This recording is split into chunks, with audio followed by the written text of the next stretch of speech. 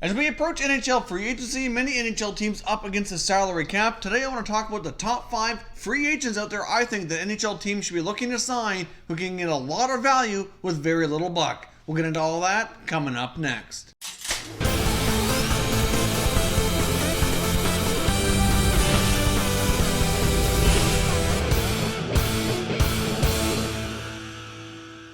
Welcome back here to Top Shelf Hockey. Now, as I mentioned, we're only days away here from NHL free agency. There's all kinds of players looking for new contracts. We're in a period of time now during the interview period where teams can be talking to unrestricted free agent players, discussing potential contracts and how things might look. So come July 1st, they can be ready to sign. Now, of course, many teams are up against the cap pretty hard here and have to stretch a dollar pretty far to fill out their rosters. So I've compiled a list here of what I feel to be a top 5 very valuable free agent list here of guys who you can get on your team without spending a ton of money but receive a ton of value in return. And let's get started first of all with goaltender Curtis McElhinney. Now Curtis McElhinney is 36 years old. He's a career backup, but he seems to be getting better with age. The last few years he's been an absolutely phenomenal goaltender, one of the best backups in the league. He was only making $850,000 last year between Toronto and Carolina. Obviously Carolina claimed him on waivers. The Maple Leafs were in a tough position early in the season with too many goalies, and they had to put some of them through the waiver wire, and unfortunately lost McElhinney to the Hurricanes, and he really helped them go on quite an incredible run. Between him and Mrazek, they formed quite the tandem, and now Carolina seems to be like there's a good chance they might lose both of them here to free agency. Now, there's lots of teams out there who could certainly stand to upgrade their backup goalie position or currently are in search of a backup goalie, and we've seen a couple of scenarios this year how important that was. For example, look at Jaro Halak with the Boston Bruins. He proved to be extremely valuable to them.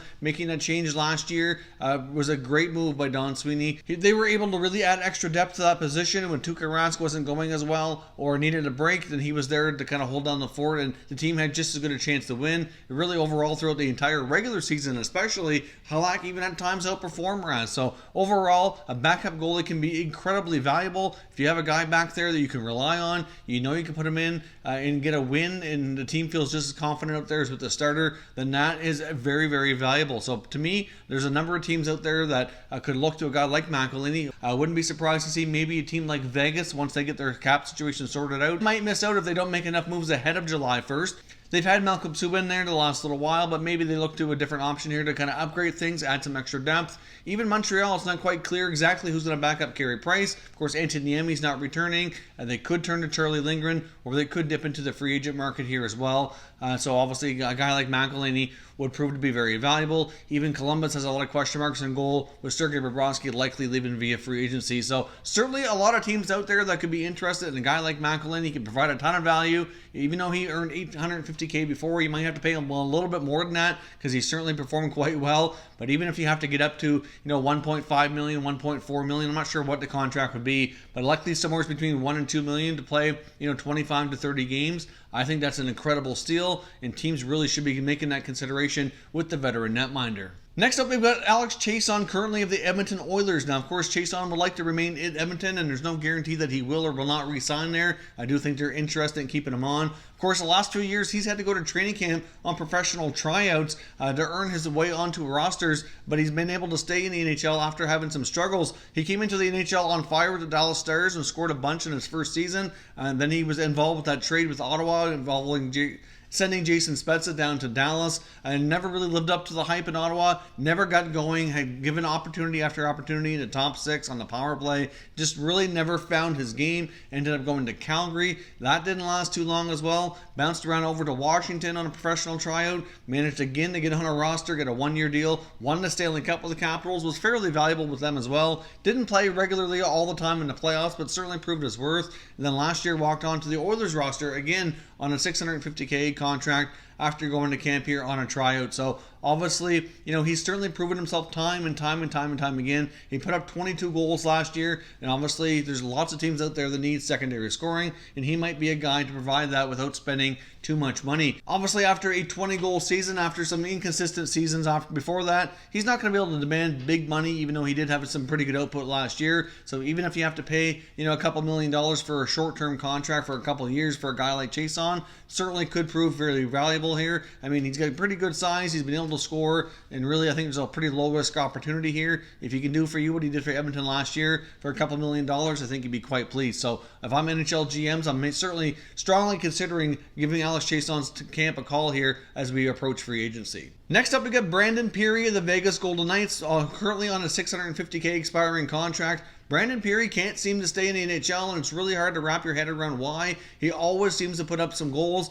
He's bounced around to several teams. He had a 20-goal season a few years back with Florida. Had some pretty good times here with Vegas. The first year in Vegas, only got into a handful of games, but scored a few goals. Last year, he got into a bunch of games, scored again. Finished the year with 12 goals in 31 games played, which is a pretty good ratio. If you prorate that over an 82-game schedule, he's certainly, scoring at an incredible rate, which would certainly keep him in the NHL and get himself a regular job. But considering he was only making $650K, even if you want to bring him into your roster as kind of like a spare part almost, he could certainly give you a ton of value. In his career, he's played 259 games, and he has 72 goals. That's a really solid ratio. So Brandon PIRRI's also worked really hard on improving his two-way game as well. Obviously, you got to be a 200-foot player now to have a better shot at sticking in the NHL, and he's really worked quite hard for the opportunity. So it's hard to wrap your head around the fact that he hasn't been able to stick in the NHL longer term. The last 2 years with Vegas, he spent a fair bit of time in the American Hockey League, and he's done extremely well down there, putting up more than a point per game. He has 94 points in his last 86 games in the American Hockey League over the past 2 seasons with Chicago. So the guy is a really pretty solid hockey player, in my opinion. A team could sign him for cheap, give him a 2 or 3 year contract at $1 or $2 million. That's probably all it's going to take to get this guy locked up. Give him an opportunity. If he continues to go at the pace that he's had in his limited action, you very well are going to get a ton of value without spending a whole lot of money. Next up, we have Ryan DZINGEL, 27 years old, unrestricted free agent here with the Columbus Blue Jackets. Obviously spent the first part of his career with the Ottawa Senators after going to Ohio State University. Came out, really gradually improved here with the Senators. He's had back-to-back 20-goal seasons. Put up 26 goals last year between Ottawa and Columbus, which is a career high for him, which is a good opportunity being a free agent at this point. We hear a lot about Columbus free agents, but mostly we're talking about Panarin and Duchesne and Bobrovsky. You don't hear a whole lot about DZINGEL, and really he kind of flies under the radar a little bit, just like he did in Ottawa, really. I mean, DZINGEL's a player who's proven to be an incredibly fast guy. He can score, pretty good off the rush, can be good on the power play, and he very well might end up staying in Columbus. Obviously, they're going to have a lot of cap space if they lose the guys that were expected to leave the team here. They're obviously going to need a lot of scoring. He's got ties to the area because of his time at Ohio State, so I know it works well for family reasons. Probably get a decent contract offer to stay, so there's probably a decent chance other teams might not be able to snag Ryan DZINGEL. However, really, if you take a look at the way the game has evolved here, and it's very much a game about speed and skill, this is a guy who can provide it and get you 20-plus goals on a pretty consistent basis here. I'm not sure what his contract demands are going to be. He made $2.1 million in his last contract, so I'm sure he's looking for a raise, but really, after 2 20-goal seasons, I don't think he can demand a whole lot here in a long-term deal, so we'll see what happens, but he's another guy that I think you can get a lot of value of without having to break the bank. Next up here, we got Michael FERLAND of the Carolina Hurricanes, who's 27 years old, unrestricted free agent. Pretty sure he's going to be leaving Carolina. Doesn't sound like they're going to be able to re-sign him there. I'm not sure what's going on with Carolina, but they're having a hard time keeping a lot of their own guys here. Like I mentioned with McElhinney, doesn't sound like McElhinney or Mrazek are going to return. Negotiations have not started well with their star player and restricted free agent Sebastian Aho. So obviously, I do have some concerns over their finances there. I know their owner Tom Dunner recently took a major loss with that football league that he had invested in, lost a bunch of money. Hopefully that's not going to impact the team's finances too much. That team's gone through enough struggles as it is. They finally got on a good run last year, made it a deep run in the playoffs. I'd hate to see them kind of take a step backwards because of financial reasons, but I guess we will see on that front. But Ferland's a guy they acquired from the Calgary Flames in that big trade last year at the NHL draft, the 2018 draft, where they acquired Michael Ferland as well as Dougie Hamilton in exchange for Noah Hannafin and Elias Lindholm. Right now, that trade's not looking nearly as good for Carolina as it did for Calgary. But right now, Ferland's a guy who very well could end up walking away here. He made $1.75 million. He's a pretty solid 15 to 20 goal guy over the past 3 years. He did run into some injuries this past year, which certainly limited his time on the ice here a little bit, especially later into the year and into the playoffs. But really, I like Ferland's game. He plays a physical style of game, and we've seen in the playoffs just how important that can be. You have to be tough to play against, tough along the boards, and really there's some of the teams that got beat out earlier than expected. Honestly, I think that was kind of the piece that a lot of them were missing. So I can see Ferland drawing a lot of attention, but at the same time, I don't think you're going to have to spend a fortune on him when you hear all the hype around some of the top scorers like Panarin and Duchesne, and obviously you got Bobrovsky in the net. You know, a guy like Ferland could potentially be a difference maker. Like also guys like Wayne Simmons and Patrick Maroon. I think these guys are going to be more valuable than they were in the past after teams seen what St. Louis did in the playoffs and what style of play was able to get them deep and get them the Stanley Cup here. So personally, if I'm NHL GMs looking to round up my roster, especially somebody who can play that middle six role, play a physical style, chip in with 15 to 20 goals,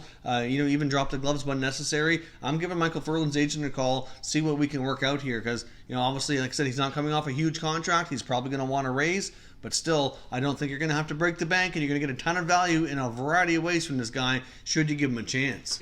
So those are my top 5 free agents right now that I think are going to offer a ton of value without having to break the bank. I'd love to hear your thoughts and opinions down in the comment section. Let me know which guys you think are out there right now that are free agents that teams can sign without spending a ton of money but yet receive a ton of value. There will be a ton of content coming here in the coming days as there are expected to be lots of NHL trade activity. Free agency kicks in July 1st. There'll be lots of signings, so stay tuned to Top Shelf Hockey. I'll keep you all up to date here with all the latest breaking news on all 31 teams. Thank you very much for watching, and I will catch you next time.